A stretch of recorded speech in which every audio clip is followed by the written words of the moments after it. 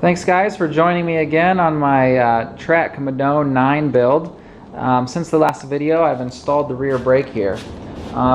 In addition, I also went ahead and I lowered the handlebars. I'm not sure if it showed up in the last video, but I had previously decided not to cut the fork to length, and that required me to put a bunch of spacers in here that shipped with it. And I just thought there was too many spacers. It puts the handlebars way too high, so I needed to lower those. So I went ahead and I cut the tube. Real quick about cutting this carbon fork. I cut the carbon fork using a compound miter saw that's sitting over there on the floor with a fine tooth trim blade that is designed to cut non-ferrous metals and of course wood. So that put better than a factory edge on that fork when I cut it. It was beautiful.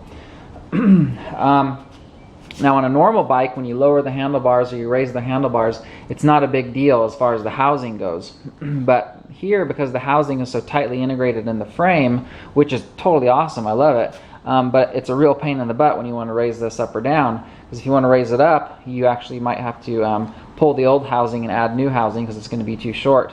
And in the case of lowering the handlebars, you're going to have to cut your housing for your front brake and cut your housing potentially for your rear brake as well. So I've been cutting a lot of housing here, and I have to tell you, the housing that shipped with this thing, which was a Shimano housing for the brake cables, is terrible. I previously only have used Jaguar housing, and I have a real quality housing cutter here, and even using this housing cutter, it's still leaving these horrendous burrs on the brake housing. So I've also been having to use a file and then come at it with a little tiny round file on the inside after I make those cuts, just because you want that housing not to be scraping your cable at all.